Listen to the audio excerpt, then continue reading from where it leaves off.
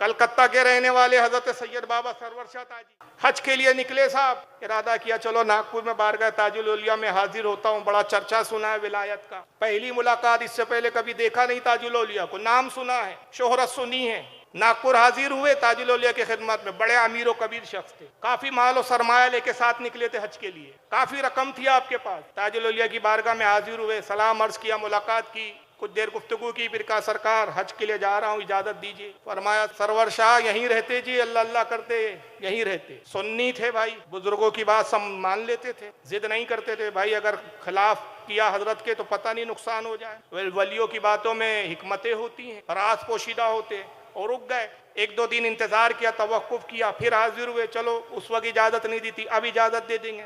फिर हाजिर हुए, सरकार हज के लिए जा रहा हूँ, इजाजत दी। कहा ना जी सरवर शाह यही रहते, अल्लाह अल्लाह करते यही रहते। हुजूर हज के लिए जाना है, कहा कह दिया ना जी यही रहते अल्लाह अल्लाह करते। रुके साहब, 2 दिन 3 दिन, कुछ दिन तो दिन भी गिने, अब दिन गिनना भी छोड़ दिया। मगर जब भी हाजिर होते हैं, जुरत करते हैं, हिम्मत करते हैं, कहते सरकार इजाजत दें। जुमला यही इरशाद होता है बारगाह ताजुल औलिया से, सरवर शाह ताजी यहीं रहते अल्लाह अल्लाह करते। अब जो 5-7 में पैसा था खर्च होने लगा, गुरबा मसाकीन, अब यहाँ तो गुरबा भी होते थे उस वक्त। ताजुल औलिया की बारगाह में कोई ज़रूरतमंद आ गया, ये उसकी खुद भी ज़रूरत पूरी कर देते थे। और रकम गुरबा मसाकीन खुद्दामों में बांटना शुरू कर दिया, रकम खत्म हो गई। खुद की हालत ये हो गई, फाकों की नौबत आ गई। अब खुद फाके, कोई खिला देता है तो खा लेते, न नहाने का होश, न कपड़े का होश, नाखून बढ़ गए हैं, जुल्फे बाल बढ़ गए हैं, कपड़े गंदे और मैले हो गए हैं, अब खुद दीवाने हो गए हैं। अब इजाजत का गया जी जमाना, हज का पीरियड भी निकल गया, अब काय की इजाजत। अब दीवानगी में घूम रहे हैं, मगर एक अजीब मामला है, कब वक्त गुजरा पता ही नहीं, दिन नहीं पता, महीने नहीं पता, बस दीवानगी में घूम रहे हैं। पड़े हैं बारगाह ताजुल औलिया में, अब कभी मुलाकात के लिए पहुंच भी जाते हैं तो ताजुल औलिया ठीक से गुफ्तगू नहीं करते हैं। ये अंदाज और ये तेवर समझ में नहीं आया, आखिर बात क्या है। रोक तो मुझे रोक लिया और खुद नजर इल्तिफात नहीं करते। जब बड़े परेशान हुए तो एक शिकवा भरी मनकबत लिखते हैं, बड़ी मशहूर मनकबत है। एक तू ही है तुझे परवाह ही नहीं, एक तू है तुझे परवाह ही नहीं, एक मैं हूं परेशान तेरे लिए। इमलाक लुटा घर बार छुटा, ऐ सरवरे गुलिस्ता तेरे लिए। और फिर मक्ते में जो कहा, आय हाय क्या शेर था खुदा की कसम। ताजुल औलिया की सकावत को आवाज दी है इस शेर के अंदर। और वो फिर यूं कहते हैं, फूलों से लदे खुशबू में बसे, फूलों से लदे खुशबू में बसे, दुल्हा सा बने कांधों पे चढ़े, आ देख के सरवर जाते हैं यूं शहर खामोशा तेरे लिए। शहर खामोशा कब्रिस्तान को कहते हैं जनाब। आजकल उर्दू से बड़ा तंग दामन है ना हमारी कौम का, तो अशार को भी समझाना पड़ता है। मंजर कशी क्या है, जनाजे को शादी की बारात से ताबीर किया है कि सरवर जाएंगा आपके गम में, आपको परवाह नहीं है, कोई बात नहीं, आपकी मोहब्बत में मर जाऊंगा, दर नहीं छोड़ूंगा, परवाह नहीं, कोई बात नहीं, लेकिन किस शान से मरूंगा, किस शान से जाऊंगा। गोया कि मैं शादी के लिए जा रहा हूं, दुल्हा सा बने फूलों से लदे, दूल्हे को फूल से लदाया जाता है, खुशबू में बसे, खुशबू लगाई जाती है, कांधों पे चढ़े, दूल्हा सा बने कांधों पे चढ़े, आ देख के सरवर जाते हैं यूं शेर खामोशा तेरे लिए। बस जब ये शेर कहा मुस्कुरा दिया। अच्छा तो सरवर शाह जी जाओ हज करके आते, जाओ सरवर शाह जी हज करके आते। पूछा नहीं सरकार पैसे नहीं है, कहां से जाऊं, आशिकों की बात है। उठे, नागपुर रेलवे स्टेशन पहुंचे, ट्रेन में बैठ गए साहब, ना कोई टिकट है ना कोई रिजर्वेशन है, बैठ गए ट्रेन में।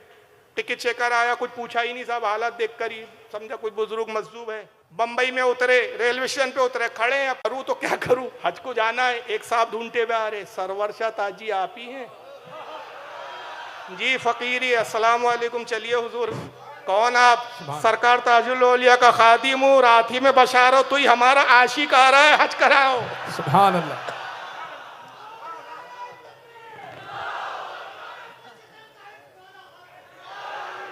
नारे तकबीर, नारे रिसालत, फैजान सरकार ताजुल औलिया, फैजान सरकार ताजुल औलिया। और मैं एक अपनी चश्मदीद बात बताऊंगा इस वाक़े से मुंसलिक, आप में से कोई भी जाकर देख सकता है, और यकीनन के बाद लाई हो रही है, रिकॉर्ड हो रही है। और उस इलाके में अल्लाह का शुक्र है कि एक बार नहीं, 2 बार नहीं, 12 मेरे खिताबात हुए हैं। मैं भी उस ताल्लुक से आपको अर्ज करूंगा। बहरहाल वो बुजुर्ग वो साहब ले गए, घर लाया, गुस्ल करवाया, कपड़े बदलवाए, नाखून तरशवाया। अच्छा उस जमाने में पासपोर्ट ये सब चोचलेबाजी नहीं थी जनाब। आप सोच रहे होंगे भाई ख्याल आएगा किसी नौजवान को कल एतराज करे यार ये ऐसा कैसा हज हो गया भाई साहब।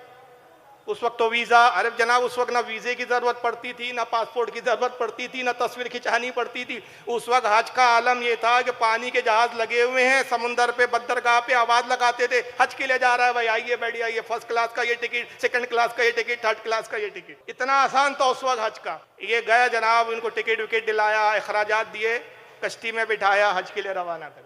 फिर सरकार की बारगाह में हाजिर हुए, वहाँ भी बड़े अशार कहे उन्होंने। बाहर गए, नबी पाक सल्लल्लाहु अलैहि वसल्लम में हज किया, वापस आए, 1 साल गुजरा, दूसरा साल आया, खुद तो होश में नहीं है, ताजुल औलिया गिन रहे हैं। एक हज से रोका है, एक का बदला देखो हम ताजुद्दीन कितना देंगे आपको। ये तो अय्याम से बेखबर है। दूसरा साल आते सरवर शाह, जाओ जी हज करके आओ। सुभान अल्लाह। फिर पहुंचे, फिर वही मामूल है और बारहा उसी एक बस्ती के किसी न किसी को बशारत होती थी। अब मैं जो बात बताना चाहता हूँ, जहां सरवर शाह ताजी का कयाम होता था, आज बम्बई का डोंगरी का वो इलाका, वहां पर एक बुजुर्ग है ताजुल औलिया के हमस है, जिनका सूफी अब्दुल रहमान शाह रहमतुल्लाह अलैह है, उनका उर्स 11वीं शरीफ में होता है। वहीं से लगकर वो बस्ती है और उस बस्ती के चौक का नाम ही है सरवर शाह ताजी चौक। सुभान अल्लाह। बंबई में जाके कोई भी देख सकता है। और जिस कमरे में, जिस कयाम गाह में आपका कयाम होता था, वो कमरा आज भी उन लोगों ने वैसे ही रखा है। और सरवर शाह ताजी और ताजुल औलिया के ऐसे चाहने वाले लोग हैं, खुदा की कसम, कि उर्स सूफी अब्दुल रहमान शाह रहमतुल्लाह अलैह का होता है। मुख्तलिफ प्रोग्रामात होते, जैसे यहाँ भी प्रोग्रामात का सिलसिला चल रहा है कि किसी की तकरीर हो रही है, किसी की नात खानी हो रही है, वहाँ भी चलता है। और एक दिन उस वहाँ के लोगों का वो दिया जाता है मौका, और वो पूरी रात सिर्फ कलाम सरवर पढ़ते हैं। सुभान अल्लाह, सुभान अल्लाह। और कलाम सरवर में मनकबत ताजुल औलिया भी पढ़ी जाती है। और ये मैंने खुद अपनी आंखों से देखा। आप में से भी 11वीं शरीफ में जाके उर्स की तकारीफ को आप देख सकते हैं। बहरहाल हर साल सरवर शाह ताजी को हज के लिए हुक्म होता, चाहो जी सरवर शाह हज करते, आप जाते, और इसी तरह हज होता रहा।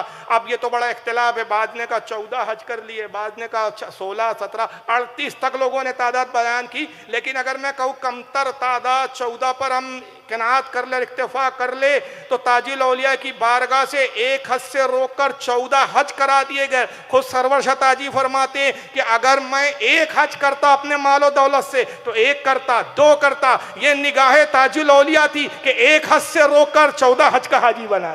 नारे तकबीर, नारे रिसालत, फैजाने सरकार ताजुल औलिया, वासिफे सरकार ताजुल औलिया। और फिर ऐसा नवाजा, विलायत के उस मकाम पर फायज किया कि आज आपके पायती में मज़ार है, दुनिया आज एक आलम एक फैज़याब हो रहा है। मगर याद रखिए, बात में मकाम विलायत पर ही करता हुआ चल रहा हूँ। सरवर शाह ताजी रहमतुल्लाह अलैह इतनी सोहबत याफ्ता, ज़िंदगी वफ़ कर दी ताजुल औलिया की बारगाह में, फनाफी ताज की मंजिल पर फायज हो गए।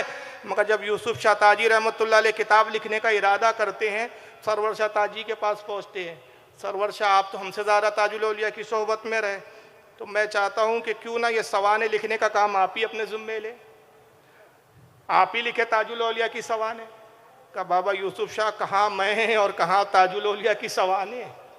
का अच्छा आप इब्तिदाई हालात लिख लें।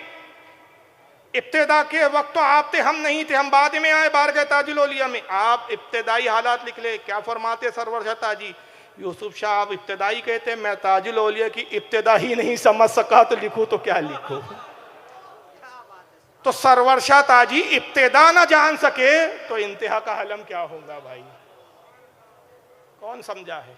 1.25 लाख वलियों में एक सरवर शाह ताजी है, एक हजरत बाबा मंसूर शाह है जिनको हम जानते हैं, और अल्लाह जाने कितने हैं, बहुत सौ के तो नाम भी हमें पता नहीं। 1.25 लाख की तादाद में मैंने अर्ज किया ना कितनी है।